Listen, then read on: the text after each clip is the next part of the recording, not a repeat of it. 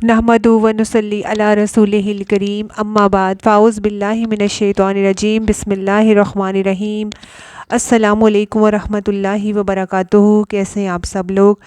अल्लाह ताला आपकी हिफाजत फरमाए, आमीन। लेसन नंबर 64 आयत नंबर 15 to 18 सूरत आले इमरान। पिछली आयत में हमने पढ़ा था कि अल्लाह ताला ने हमें बताया कि किन किन चीज़ों की मोहब्बत हमारे दिल में रख दी गई है। उनमें क्या क्या था? औरतों की मोहब्बत, औलाद की मोहब्बत, माल की मोहब्बत, खेती की मोहब्बत, घोड़ों की मोहब्बत, सोने चांदी की मोहब्बत। इन सब चीज़ों का ज़िक्र करने के बाद अल्लाह ताला आगे हमसे मज़ीद क्या कह रहे हैं उसके बारे में जानते हैं। फरमाया कुल अउनब्बिउकुम बिखैरिम मिन ज़ालिकुम, कह दीजिए क्या मैं तुम्हें बताऊं इससे बेहतर चीज़ें। कुल से भी जो आयत शुरू होती हैं वो भी बड़ी अहम होती हैं और इसमें सवालिया बात है। आगाज़ किया गया कि क्या मैं बताऊं तुम्हें, यानी अगले को सोचने पर मजबूर करना कि वो भी सोचे, अपनी अक्ल को इस्तेमाल करे। क्या तुम्हें मालूम करना चाहिए? क्या तुम मालूम करना चाहते हो? क्या मैं तुम्हें बताऊं? इससे बेहतर चीज़ें और भी हैं। यानी कि लोग समझते हैं कि this is end of the world. अगर बहुत सारा माल, गाड़ियाँ, बैंक बैलेंस है तो बस हमें किसी की परवाह नहीं, किसी की ज़रूरत नहीं। जितना जिसके पास ज़्यादा होता जाता है उतना वो मगरूर और बेनियाज होता जाता है और लोगों को इंसान नहीं समझता, और तो और करीबी रिश्तों को भी करीब नहीं फटकने देता, क्योंकि वो आखिरत को भूल जाता है ना, वो फितने में मुब्तला हो जाता है। तो अल्लाह ताला फरमाते हैं, ए पैगंबर सल्लल्लाहु अलैहि वसल्लम, आप इनसे कह दीजिए क्या मैं तुम्हें बताऊं कि इन चीज़ों जिनसे तुम मोहब्बत करते हो दुनिया में, इनसे भी ज़्यादा अच्छी चीज़ें हैं। अल्लाह ने पीछे जो इंसान को मोहब्बत करने वाली उसकी पसंदीदा चीज़ों का ज़िक्र किया तो हमें बताया कि इससे भी अच्छी चीज़ें हैं। तो जिनको वो चीज़ें चाहिए होती हैं, जिन्हें दुनिया की चीज़ें चाहिए, उनसे मोहब्बत है, तो उनको फिर ये भी जो अल्लाह के पास हैं वो चीज़ें भी चाहिए होंगी। तो फरमाया लिल्लज़ीनत्ता को, उन लोगों के लिए, कौन से? जो डरते हैं। कुरान पाक में तकवा का लफ्ज़ जो है दो मानों में आता है। एक अल्लाह का डर, अल्लाह की मोहब्बत, और अल्लाह के डर से गलत काम छोड़ना और अल्लाह की मोहब्बत में अल्लाह की अताअत करना। और दूसरा माना आग से बचने के लिए आता है, फत्तकुन्नार, आपने पीछे पढ़ा। तो लिल्लज़ीनत्ता को, अब यहाँ इत्तक़ौ के बाद ये नहीं बताया कि किस चीज़ से बचते हैं, डरते हैं। दोनों माना हो सकते हैं कि जो लोग अल्लाह से डरते हैं या बुरे अंजाम से डरते हैं। फरमाया इंद रब्बिहिम जन्नातु तजरी मिन तहतिहल अनहार, उनके रब के पास जन्नतें हैं जिनके नीचे नहरें बहती हैं। तो शुरू में आयत के बता दिया गया कि आपके लिए एक अहम खबर है। क्या मैं तुम्हें बताऊं? तो खबर को गौर से सुनना होता है, ख़ास तौर पे ब्रेकिंग न्यूज़ को। तो यहाँ हमारे लिए ब्रेकिंग न्यूज़ है कि जो लोग दुनिया में ये मालूमात रख के डरते हुए अल्लाह से और बुरे अंजाम से खौफ खाकर इन चीज़ों को मिसयूज़ नहीं करते, सही जगह उसके हक़ पर इस्तेमाल करते हैं, उनके लिए उनके रब के पास, ज़रा इमेजिन कीजिए, उनके रब के पास, कहाँ? उनके रब के पास, यानी एक खाली है जन्नत और एक है रब के पास। यानी ये सारी चीज़ें अल्लाह के कुर्ब का ज़रिया भी बनती हैं। नेक बीवी अल्लाह के रास्ते में बेहतरीन मददगार हो सकती है। नेक औलाद, बाज़ औक़ात देखें इंसान की अपनी नेकियां इतनी नहीं होती जितनी औलाद की होती हैं, और उनकी नेकियों की वजह से माँ बाप के दर्जे और बढ़ जाते हैं। माल खर्च करने और बाकी चीज़ें भी, ये सब आखिरत संवारने वाली हैं अगर इंसान उनका सही इस्तेमाल करे अल्लाह की मर्ज़ी के मुताबिक। तो जो ऐसा करे उनके दर्जे फिर बुलंद होंगे, हत्ता कि वो अपने रब के करीब वाली जन्नत पाएंगे। तो करीबी जन्नत कौन सी है? जिसका छत कौन सा है? अर्श रहमान है, जन्नतुल फिरदौस। और जन्नत सिर्फ एक बाग का नाम नहीं है, कई किस्म की जन्नतें हैं और जन्नत के भी दर्जे हैं, लेवल्स हैं, और इसमें मुख्तलिफ़ उलमा ने आरा दी हैं। एक हदीस में आता है कि درجے ہیں، اور ایک درجے اور دوسرے درجے میں 500 سال کی مسافت کا فرق ہے۔ اسی طرح حضرت عائشہ رضی اللہ تعالیٰ عنہ کہتی ہیں کہ قیامت کے دن ایک حافظ قرآن کو کہا جائے گا، ہر آیت کو پڑھتا جا اور اوپر چڑھتا جا، اور تیرا آخری درجہ وہاں ہے جہاں آخری آیت ختم ہوگی۔ تو وہ کہتی ہیں کہ جنت کے اتنے ہی درجے ہیں جتنی قرآن کی آیات ہیں، یعنی 6666۔ تو ان لوگوں کے لیے کیا ہے؟ اپنے رب کے پاس کئی جنتیں ہیں۔ اب آپ کہیں گے اتنے سارے لوگ تو اچھے کام کریں گے تو پھر سب کی جنتیں ہوں، تو پھر سب کس طرح رب کے قریب ہو سکتے ہیں؟ تو اس بات کو نبی صلی اللہ علیہ وآلہ وسلم نے ایسی مثال سے سمجھایا تھا کہ جیسے دیکھیں 14ویں کا چاند نکلتا ہے تو ساری دنیا اسے مل کر بھی دیکھے تو کیا ہوتا ہے؟ کوئی فرق پڑتا ہے؟ نہیں۔ جب ہم کبھی رات کو ٹریول کریں تو ایسا لگتا ہے کہ چاند صرف ہمارے ساتھ ساتھ چل رہا ہے، تو اصل میں ہمیں اللہ تعالیٰ کی عظمت کا اندازہ ہی نہیں۔ اس لیے ہم اپنے حساب سے سوچتے ہیں کہ اگر ایک اللہ کے پاس چلا گیا نیک انسان تو دوسرے کی جگہ نہیں۔ جناتن، باغ ہیں رب کے پاس، تو جنت کے بارے میں ہم اندازہ نہیں کر سکتے، وہ اللہ نے چھپا کر رکھی ہے ہمارے لیے۔ کیسی جنتیں ہیں؟ جن کے نیچے سے نہریں بہتی ہیں۔ شوق دلایا گیا انسان کو بھرپور کہ ان کے نیچے نہریں بہتی ہیں۔ خالدین فیہا، جس میں وہ ہمیشہ ہمیشہ رہیں گے۔ دنیا کیا ہے؟ متاع قلیل، اور آخرت کیا ہوگی؟ ہمیشہ کی۔ اور اس میں کیا ہے؟ وَأَزْوَاجٌ مُطَہَّرَةٌ، اور پاکیزہ بیویاں ہیں، پاک دامن۔ یہ حصی اور معنوی دونوں کے لیے ہے۔ حصی کیسے پاک ہیں؟ جیسے دنیا کی جتنی بھی نجس چیزیں وغیرہ ہیں، انسان کے اندر جو غلاظتیں ہیں، گندگیاں ہیں، جنت میں اس میں سے کچھ بھی نہ ہوگا۔ اور معنوی طور پر بھی یعنی پاک دامن ہیں، پاک سیرت ہیں، یعنی وہ خراب عورتیں نہیں، مطہرہ۔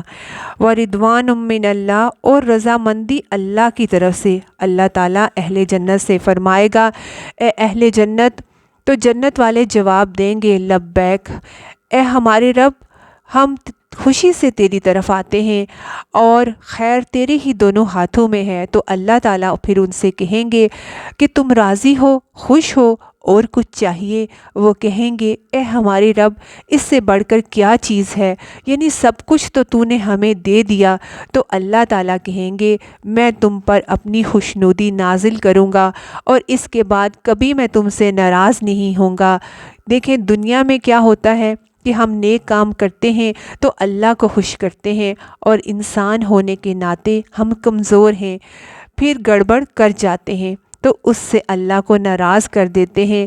لیکن جب انسان اس جنگ سے پاس ہو کر جنت میں پہنچ جائے گا تو اس کے بعد اللہ کی رضامندی مل جائے گی، جس کے بعد اللہ تعالیٰ کبھی ناراض نہ ہوگا۔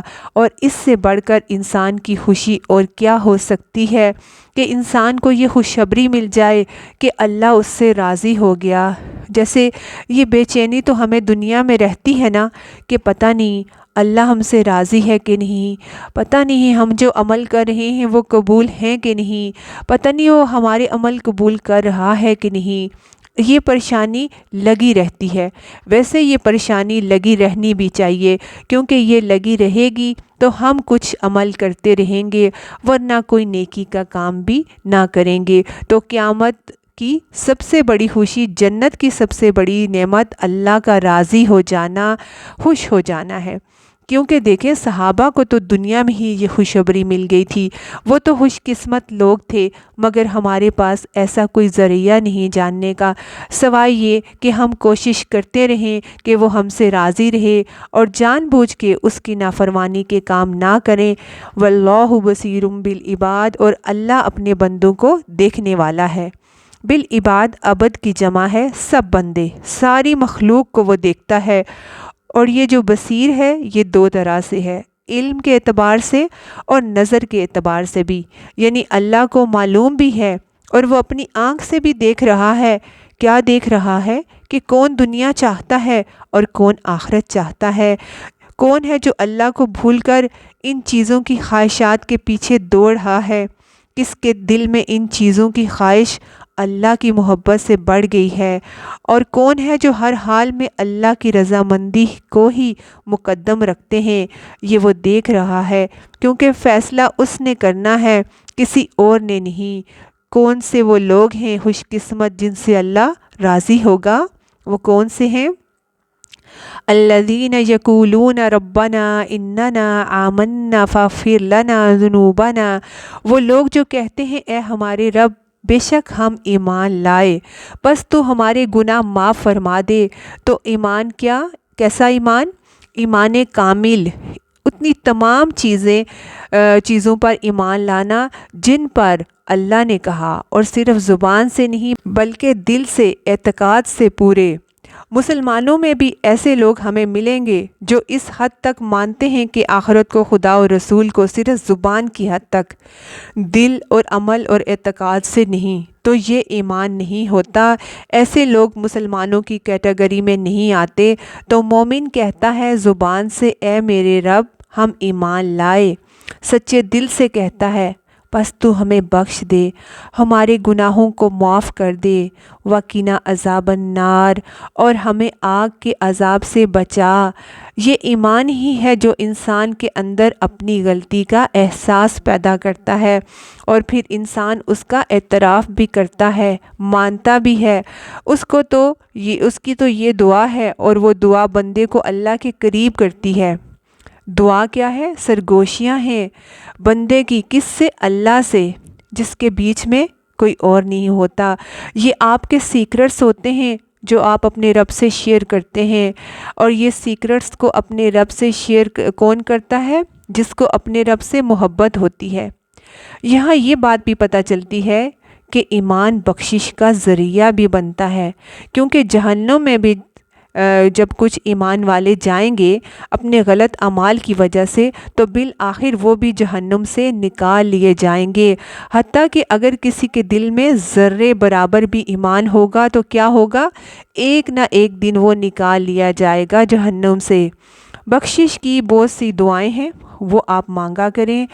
بخاری کی ایک روایت میں ہے اللہم اغفر لی ذنبی کلہ و دکہ و جلہ و اولہ و آخرہ و علانیتہ و سرہ۔ یہ دعا بھی آپ اپنی بخشش کے لیے مانگا کریں۔ تو یہ کون سے لوگ ہیں جن کے پاس مال و دولت ہے؟ سب نعمتیں ہیں دنیا کی، مگر ان کے دلوں کا حال کیا ہے، اور ان کی زبانیں کیا کہتی ہیں؟ وہ کیا مانگتے ہیں، کیا چاہتے ہیں؟ آخرت کی بخشش۔ حالانکہ کچھ لوگوں کے پاس دنیا میں کتنا کچھ ہو، وہ مزید اسی کو مانگے چلے جا رہے ہوتے ہیں، تو پھر ایسے لوگوں کو آخرت میں کچھ نہ ملے گا۔ اور مزید یہ کون لوگ ہیں جنہیں اللہ کی جنتیں ملیں گی؟ مزید ان کی صفات دیکھتے ہیں۔ الصابرین، جو صبر کرنے والے ہیں۔ سب سے پہلی صفت صبر، اور صبر 3 طرح کا ہوتا ہے: اطاعت پر صبر، معصیت پر صبر یعنی گناہ نہ کرنے پر، اور تیسرا ہے تکلیفوں پر صبر۔ صبر کا معنی ہوتا ہے اپنے آپ کو روک لینا، نیکی کے کاموں پر خود کو جما کر رکھنا، گناہوں سے خود کو بچا کر رکھتے ہیں۔ گناہ چھوڑنے کے لیے صبر چاہیے ہوتا ہے نا، دیکھیں موقع بھی ہو گناہ کا، مگر اللہ کی خاطر رک جانا، اسے صبر کہتے ہیں۔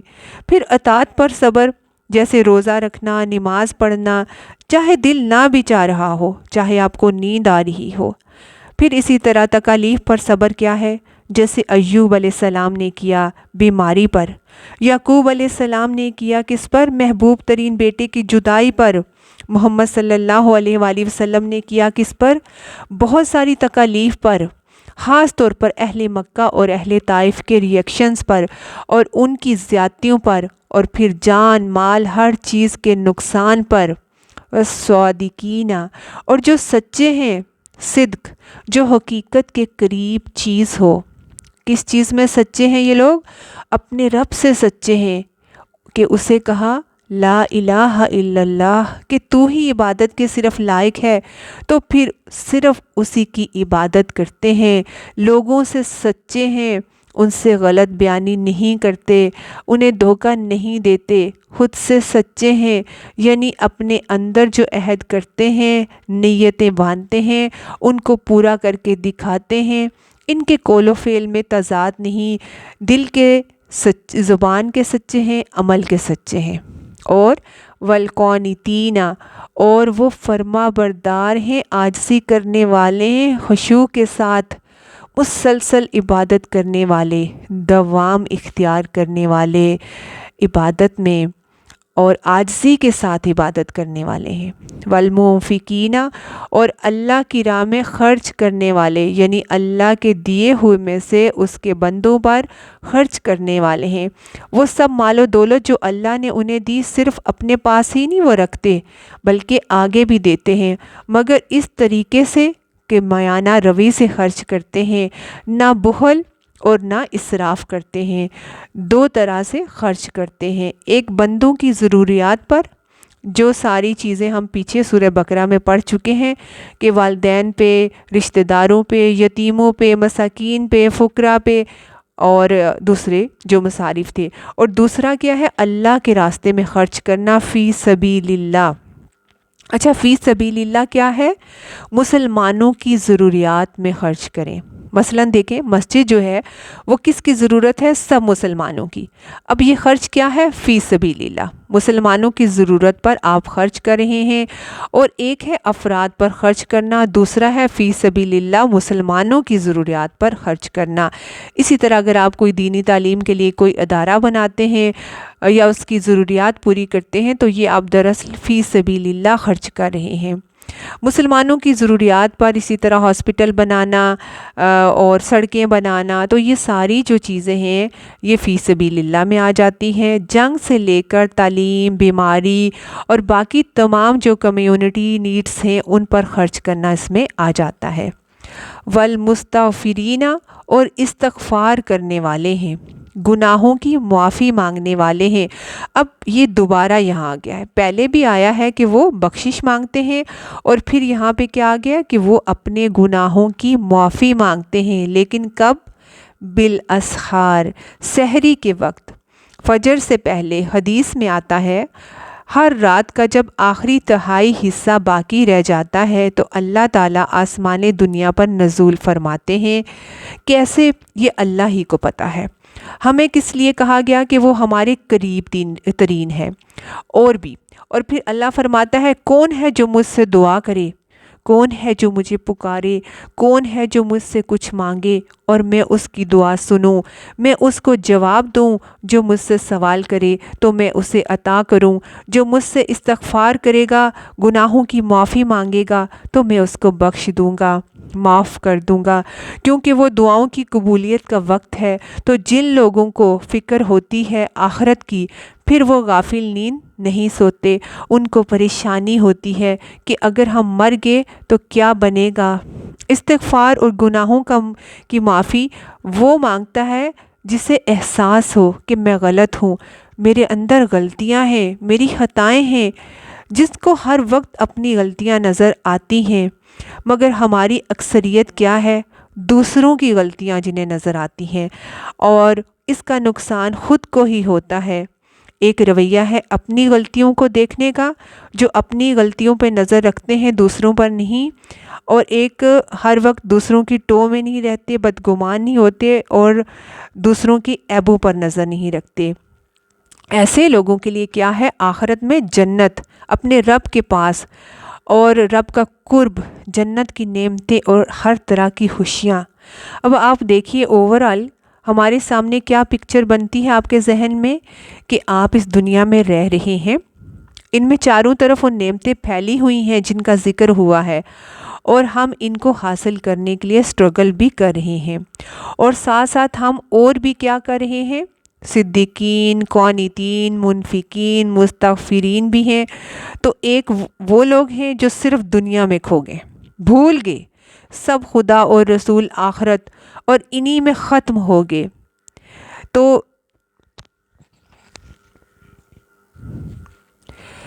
وہ اسی چیزوں میں ہی دنیا میں ختم ہو گئے، تو ان کی تو سب چیزیں برباد ہو گئی۔ لیکن دوسرے کیا ہیں جو ان چیزوں کو ضرورت کی حد تک لے کر زیادہ ان کی توجہ کہاں رہتی ہے؟ آخرت کی طرف۔ تو یہی لوگ جو ہیں کامیاب ہیں۔ اب ہمارے لیے چوائس ہے، ہم جو چاہیں کریں۔ اب ہمیں اللہ نے بتا دیا ہے کہ تمہارے لیے کیا بہتر ہے۔ ان سب سے۔ اب آپ خود جو ہیں وہ دیکھ لیں کہ ہمیں کون سی چیزیں چاہیے جس سے ہمیں صرف دنیا ملے یا وہ جس سے ہماری آخرت بھی سنورے، ٹھیک ہے۔ شاہد اللہ، اللہ نے گواہی دی، کس بات کی؟ انہ لا الہ الا ہو والملائکۃ، کہ اس کے سوا کوئی الہ نہیں، یعنی توحید کا پیغام اور توحید کی گواہی۔ یہ ایسی بات ہے کہ جس پر خود اللہ بھی گواہ ہے۔ توحید کی گواہی پر کون خود گواہ ہے؟ اللہ بھی گواہ ہے۔